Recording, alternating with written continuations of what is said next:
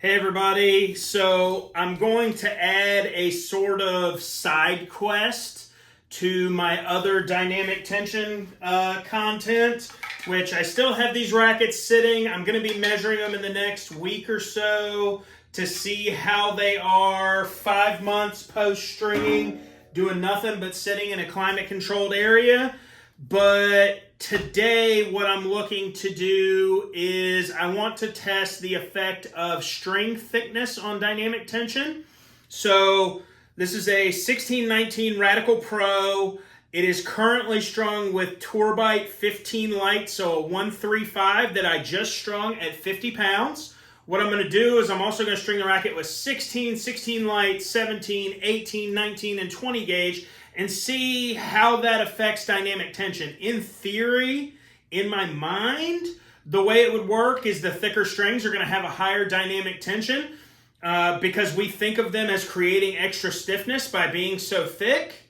So let's see what we come up with today. As a reminder, this is the 15 light, and at 50 pounds, it is coming out at an error code. For consistency, all rackets will be strung 2-piece, and each one will be measured at the 8th cross. And it came out to a 36 DT with the 15 light. And let me get a couple more measurements on this thing just to make sure we're not bouncing around just for consistency's sake. 36 again. So I would say we are going to be at a 36. Come on, clear yourself out so I can go on.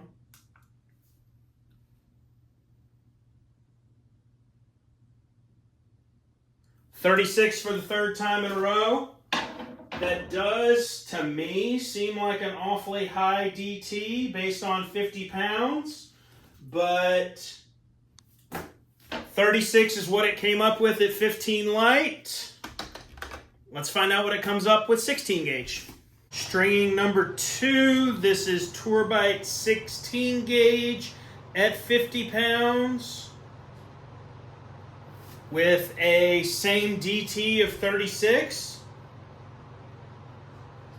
Come on, clear yourself out so I can try again. Get a couple more tries here to make sure we're nice and consistent. 36 again. And just for fun, one more time at 36.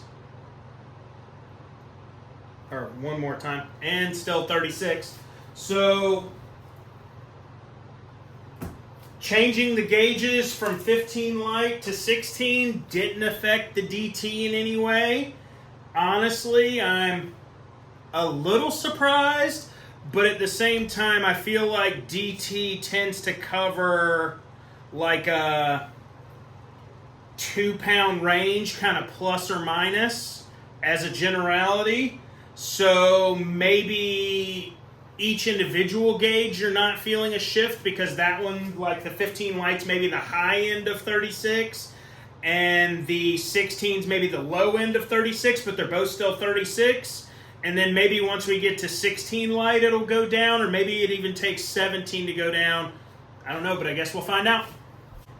Racket number 3, Tourbite 16 light, strung at 50 pounds with 15 light and 16. We've gotten a 36 DT.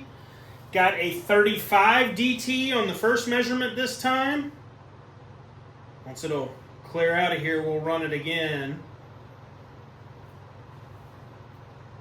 Like I said, running 3 times just to ensure some accuracy, kind of build an average here. 35 again. And third time is the charm. Let's see what we come up with. 35 again. So maybe, like I said in the last segment, one was kind of at the top end of 36 and one was at the lower end. So potentially with the 16 light, could do the 17 next and then see it come out to a 35 as well. But who knows? I guess we'll find out when I cross that bridge. Racket number 4, Tourbite 17 at 50 pounds. As a reminder, DT on 16 light was 35. 17 came out to 35 on the first try. Let's see what the second try comes up with. Gave me an error code rather quickly, but now it won't get out of the way. There we go. Trying again. 35 on the second try. And one more time, just for good luck and good measure to make sure. But I think we can confidently say that 17 gauge also comes out to a 35. And it did again. So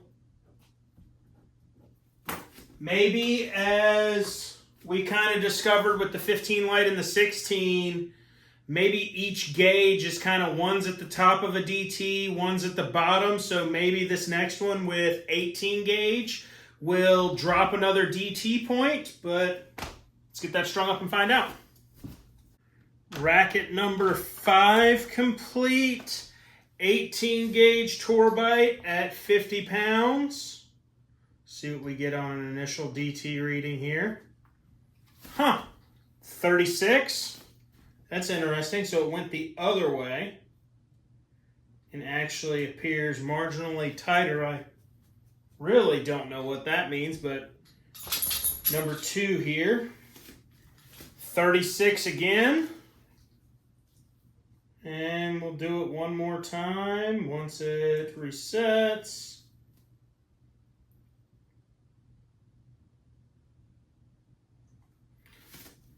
$36 again.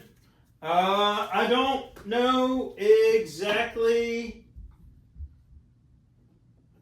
what that means, that this one turned out tighter. Nothing different from the last one. Same string technique as always. Same 4 knots. Same knots used. Same 20% overpull on the knot tension. Straighten the rackets like I would if somebody was going to be playing this and wasn't just testing it. Guess we'll see what happens with the 19 gauge. Racket number 6, Solinco Tourbite 19 gauge at 50 pounds. See what we get on this first DT reading. 36. So I got to thinking about it based on the DT going back up with the thinner gauges, and my mental conclusion with that going back up isn't that it was strung differently. 36 on the second one. It's that maybe due to the tension, that we're using the same tension for all of these, maybe these thinner gauges get a little more elongation than the thicker gauges. Last one's 35, but we'll still call that one 36. Maybe these thinner gauges get a little more elongation, so a little more of their natural elasticity is stretched out of them as they're pulled at 50 pounds compared to the thicker gauges, and maybe that's what's accounting for the discrepancy in dynamic tension. Because in theory, like, most racket technicians, I would say, look at the thinner strings and go, yeah, they're going to be softer, but clearly at the same tension, that doesn't seem to be true. And so in my mind, maybe that's due to the elongation of the string and the stretching of the material. And with these thinner gauges, we've taken out what little elasticity there already was in the polyester string. But got one more racket to do with 20 gauge to see what the final result is. All right, final racket complete. Racket number 7 in the series. Tourbite 20 gauge at 50 pounds with a DT of 34. So at least initially we went back the other way this time. See what it comes up with this second time here. 34 again.